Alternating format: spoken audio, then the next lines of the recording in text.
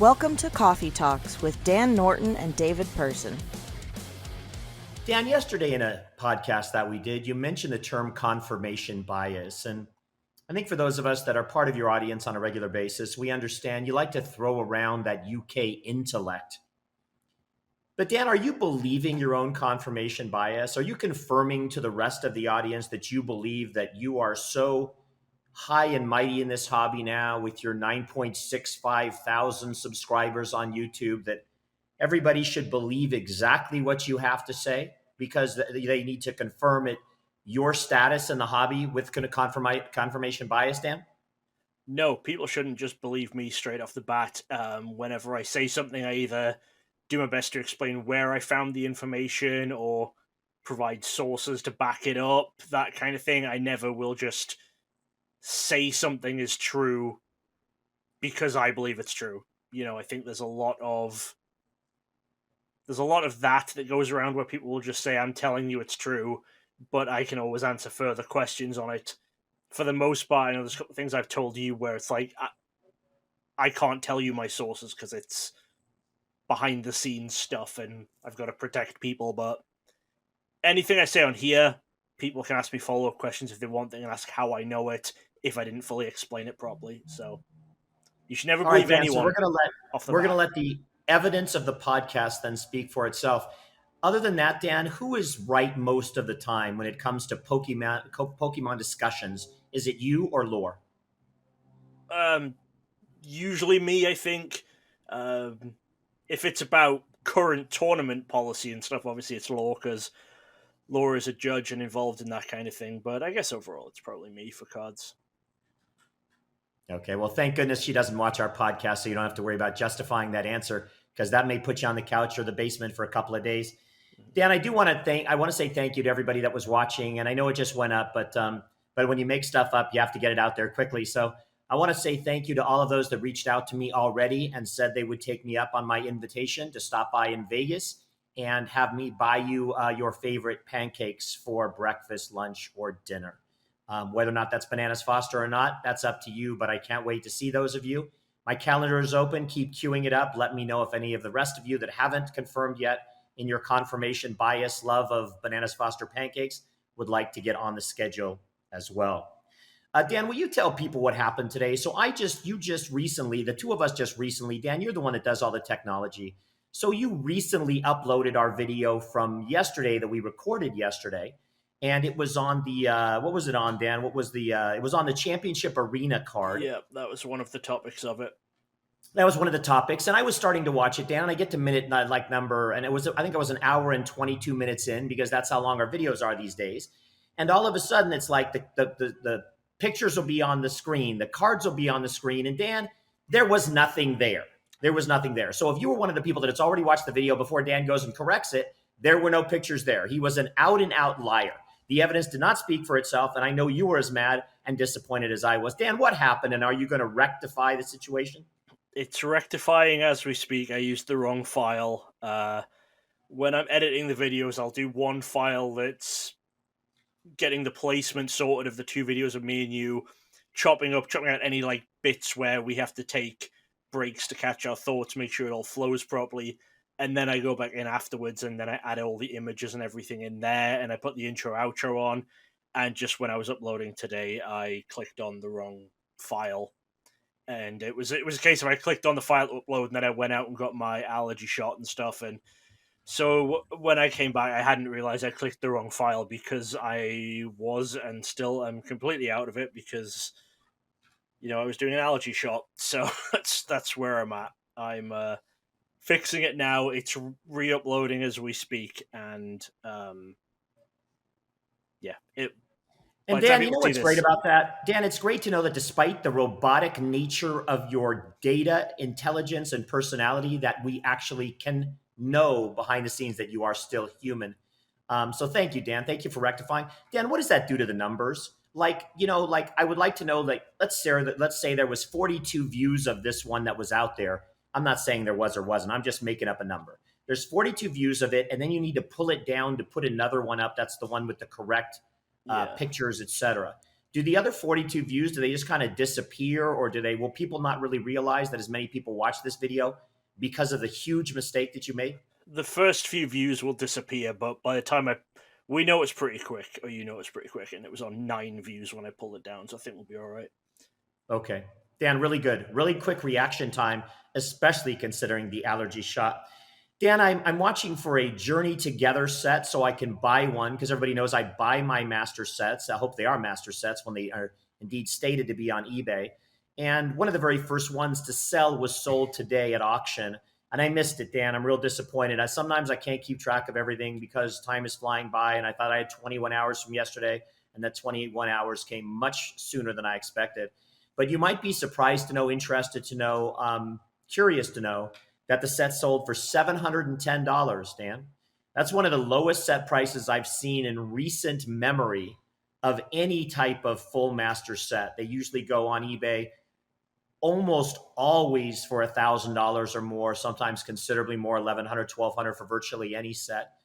I hope that's indicative of what you referred to in previous videos, podcasts about distribution being fairly good on this set, and that you can actually compile a set for reasonable cost. But I will certainly leverage that number against other sellers going forward, and I hope other folks will as well, to try to get a better price on that set once I eventually am able to buy it. Yeah, distribution is good, so you can get a lot more of it a lot easier. But also, I think it's potentially a smaller set. Let me have a look at Sparks real quick in comparison. So, Surging Sparks has 1, 2, 3, 4, 5, 6, 7. Surging Sparks has 11 SIRs and 6 golds, whereas Journey Together has, let's see, 1, 2, 3, 4, 6 SIRs and 3 golds. So it's a combination of, there's a lot more of the set out there, plus there aren't as many big hits in the set, which means you have to open way less product to actually put the set together. Okay. Dan, if I'm not able to get a set for reasonable cost, because now 710 is in my mind, of course, plus tax, probably around $760 or $70. But if I'm not able to get a set for anywhere near that cost, I'm going to count on you and Lore to figure out a way to tactfully build a third one. Okay. So just, put that in your mind as a recency bias.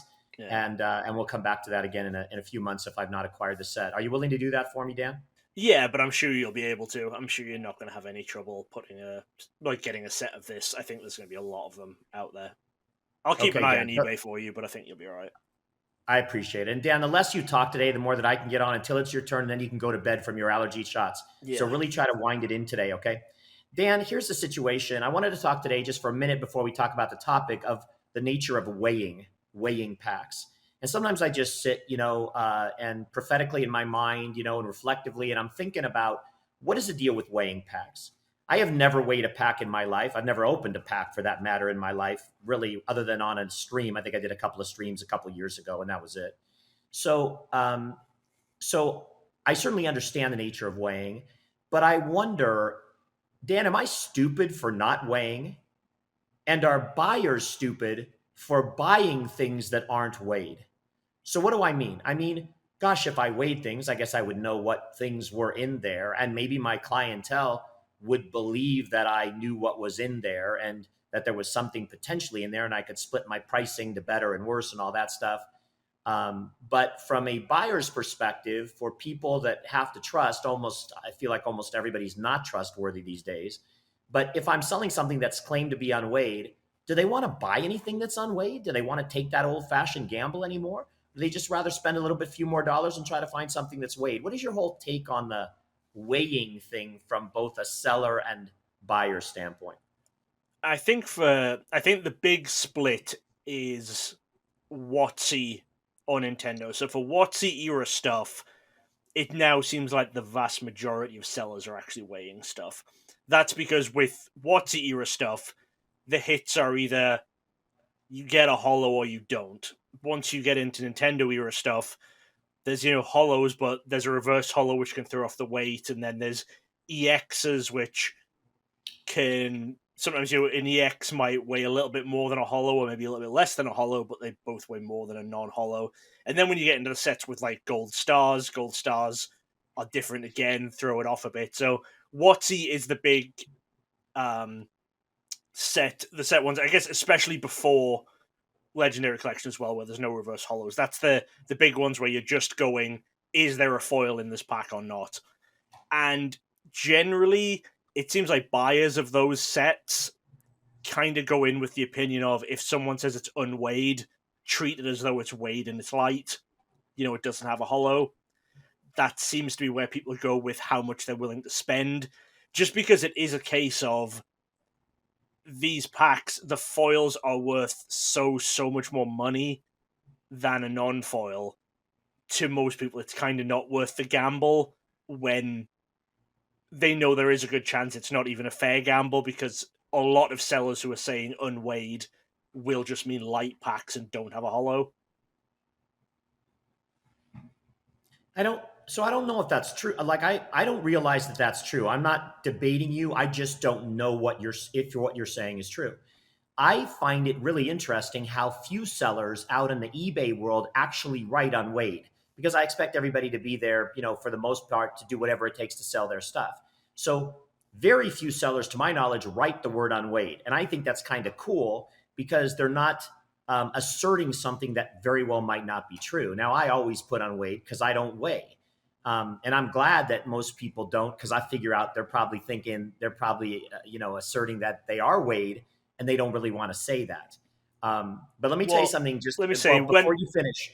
Go ahead. I was going to say, when I say if a seller says unweighed, I guess I don't necessarily mean they've written the word unweighed. I mean they're not saying weighed and is heavy or weighed and is light. Okay. They're just not mentioning weighing. With that, people will generally go into it of, you have to assume it's been weighed and it's light. Okay, that I would agree with. So let me tell you something real quick. So in the last 6 months or so, when I sold off a lot of my excess inventory to try to prepare for retirement in the non-card world in my life, not my collection stuff. So I sold a bunch of packs. I sold some sealed material and some ETBs and packs. And sometimes we didn't want to send or ship things completely sealed because of all the extra weight. So I might have broken down, Hidden Fates Ultra Ball collections or something, and broken down 100 of those to send out the 10 packs in each one to somebody who was ultimately either going to put them on stream or going to put them in mystery packs, from what they told me. I'm not really aware, nor do I care.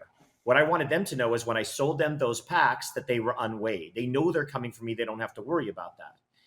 But that led me to understand and further think to myself, they don't really care where the stuff is coming from.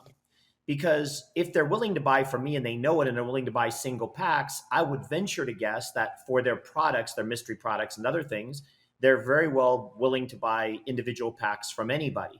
And I see that all over Facebook. I'm looking to buy 100 packs of this, 100 packs of this, whatever, 1,000 packs of this.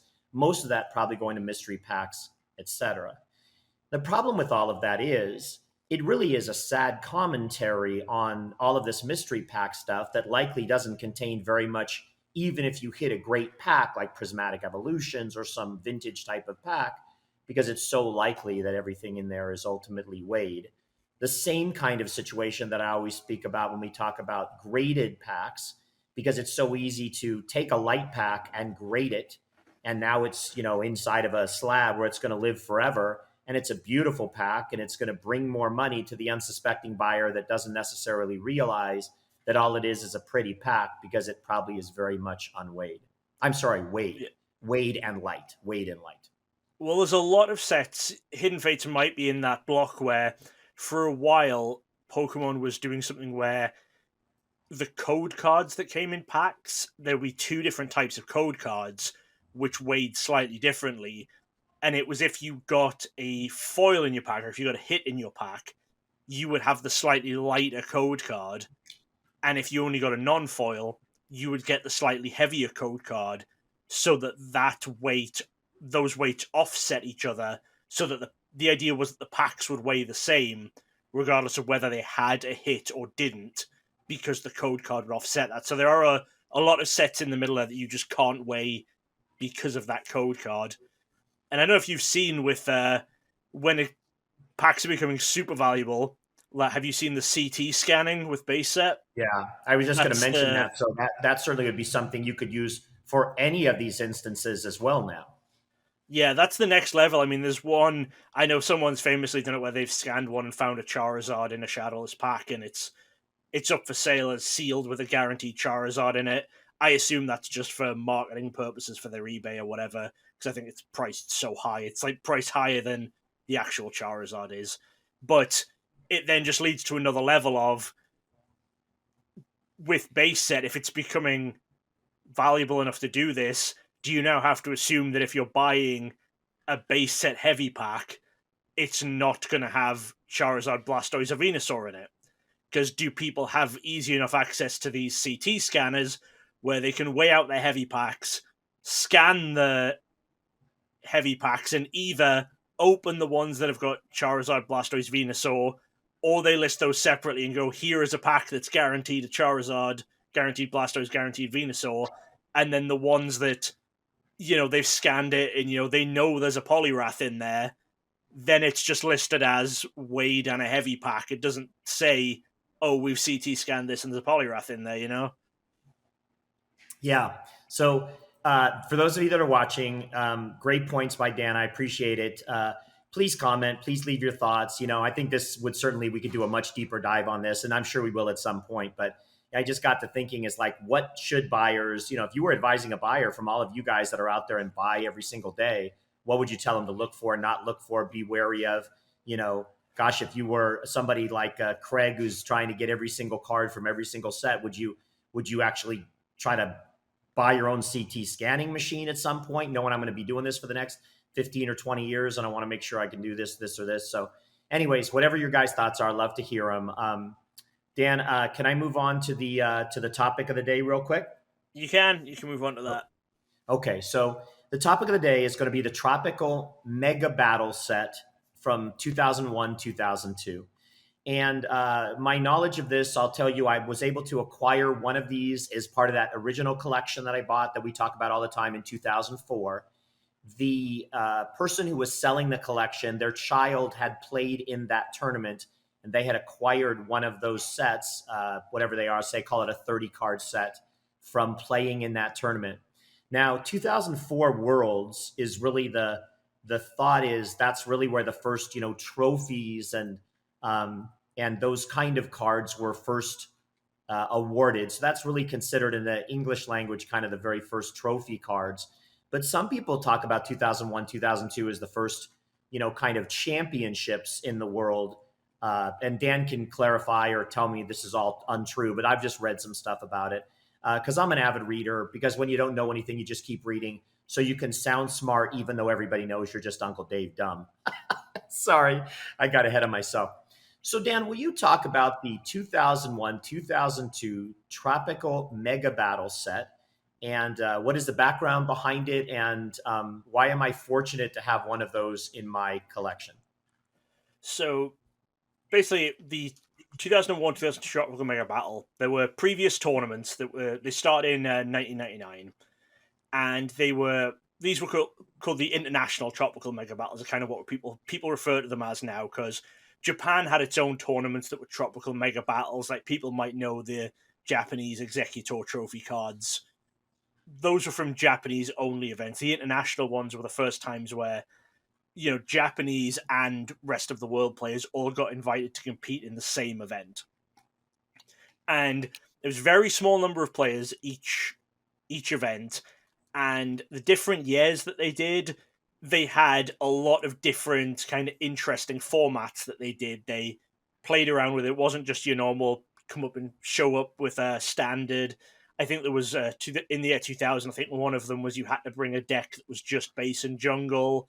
And I think there was one where they played, I think it's called like P15 format or something, where you had to have exactly 15 trainers and you had to have at least one card from every set or something that was out at that point. They're very, very strange, different formats. But the one that's relevant is in both 2001 and 2002, they had this sealed deck format where each player got the same 30-card deck. Now, this was a deck that had been sold in Japan.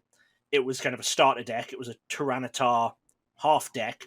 The only difference for Japan was they didn't have the Tyranitar that was on the front of it. They had a Tropical Tropical Wind, or Tropical Breeze as it was translated in English at the time. And every other country got this deck translated into their own native language.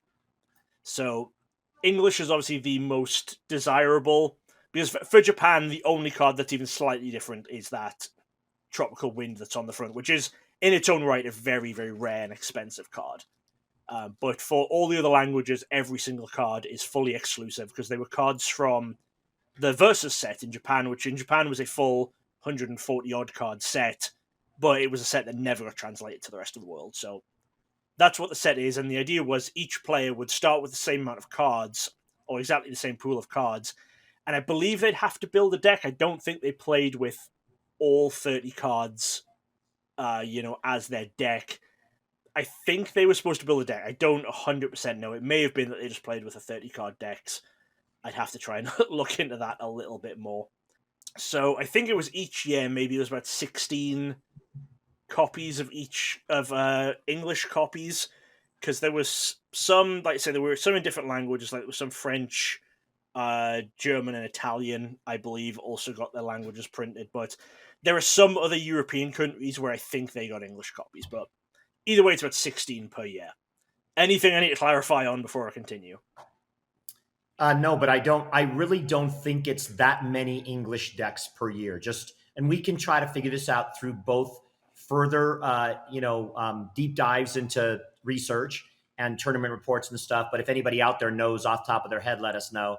I remember I might have some stuff actually because of my involvement in buying these decks before from previous participants. I may have in my text chain some notes on this. But Dan, if I'm guessing, I'm thinking more like maybe 8 English copies. Now, more total copies overall, but per year, maybe at most something like 8. I don't think there's more, Dan. 2001, I've got the list, I've got the player breakdown here. So there were 6 players from America, 1 from the UK, and then there was 1 each from Sweden, Denmark, Portugal, and the Netherlands. I don't know if they got English or if they got... I don't think those 4 countries got their own language, but they might have got other European language. Like there was 1 player each from Germany, France, and Italy. I know they got their own language. So from 2001, there was at least 7 English, potentially up to 11. And that would be more, and I think that's more in line with what I've known, somewhere around 8-ish, give or take. Okay. Right, yeah. So basically, you had your set for a long time. It was one you bought in, like, when did you buy your first stuff? 2004 or something? 2004. So only a couple of years after the event. So you'd had it all this time it was away. And there was always public photos of this deck everywhere, because there was some post on PokeGym. There's a guy called Steve P. His son had competed in the Tropical Mega Battle in 2001, and he'd put photos of every card up on PokeGym. And one thing that was known about it all the time was that the English version of Claire's Mantine had an error printing, so it had the wrong weakness compared to each other country. So it was, I think it was fighting instead of psychic, or psychic instead of fighting. I keep forgetting which round it is. I'm so tired. But either way, we knew that there was an error, and there was a story that at the event they had to replay the rounds, because when they figured out this error, they had to replay the first 2 rounds of this portion of the event, because the English players had kind of a either advantage or disadvantage depending on how the decks were built, because of this wrong weakness, and they wanted to make sure it was all correct. So they replayed the rounds and told the English players to play again, and played out the rounds after that. And then, interestingly enough, it was just always known that this error card was a thing. That's all that was known about it. And then it was Worlds, would have been about 2012, 2013 maybe? I feel like 2012. I think I made a video on this when it happened. I'd have to go back and look through my channel. You finally showed me some photos of your collection, because we talked a lot, but I'd never seen your collection. You didn't post stuff anywhere. And you finally showed me some of the photos of your English Versus set.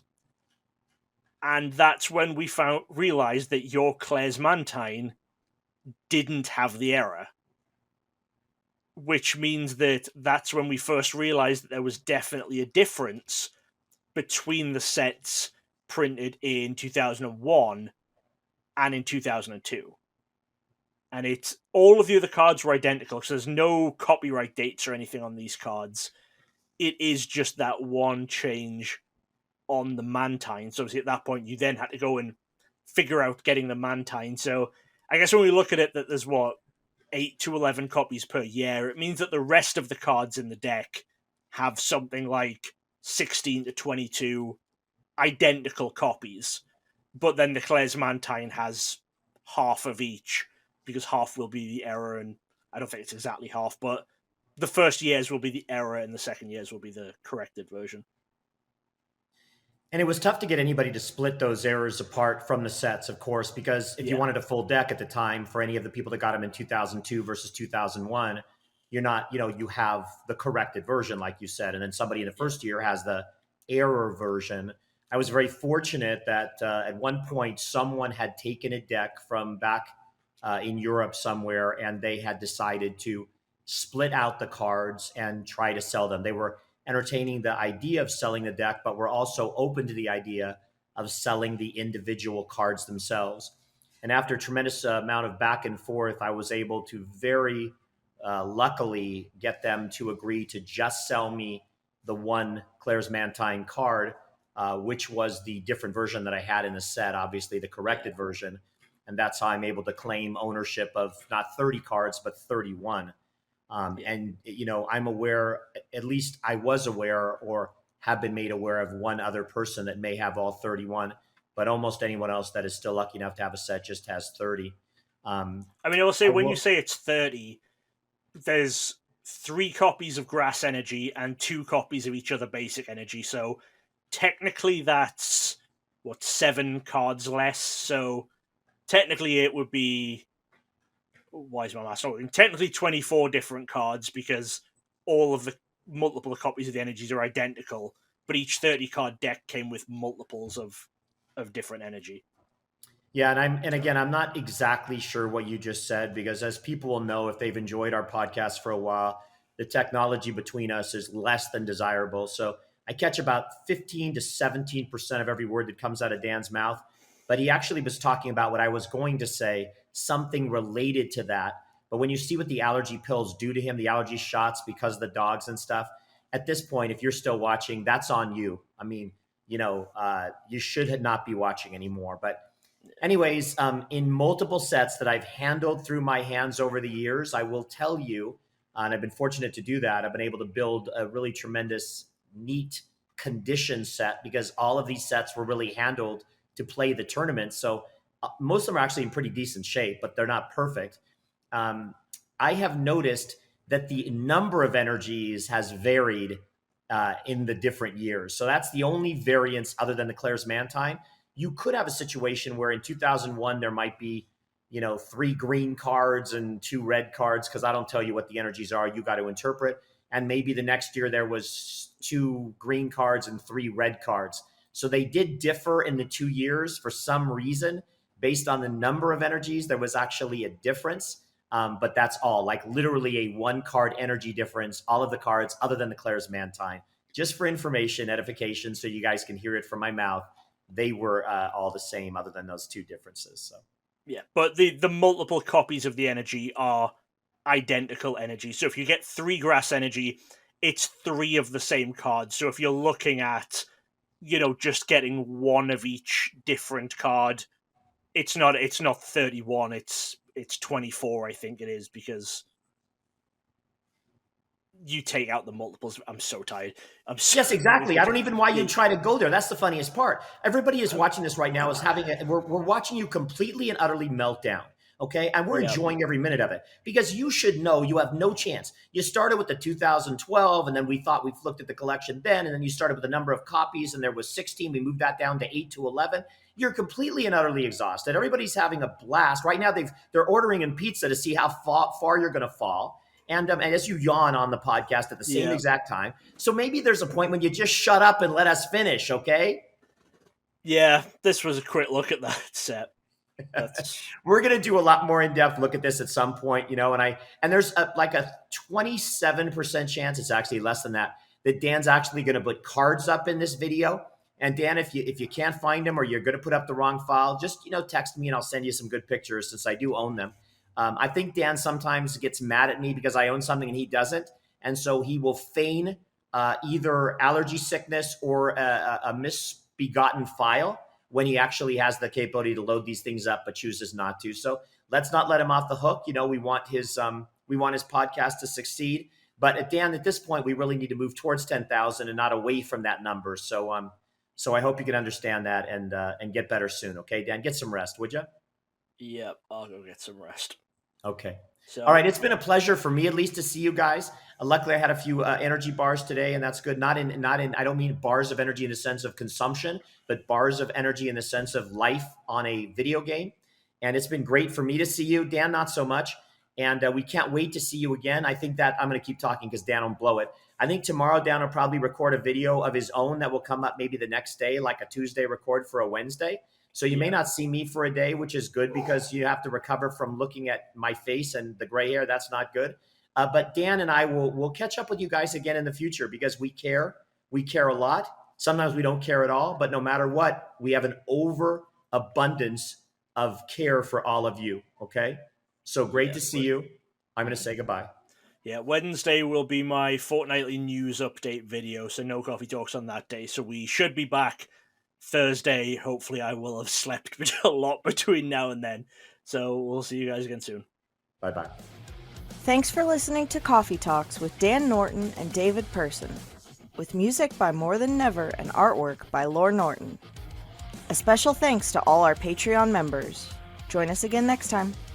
But they don't want you to.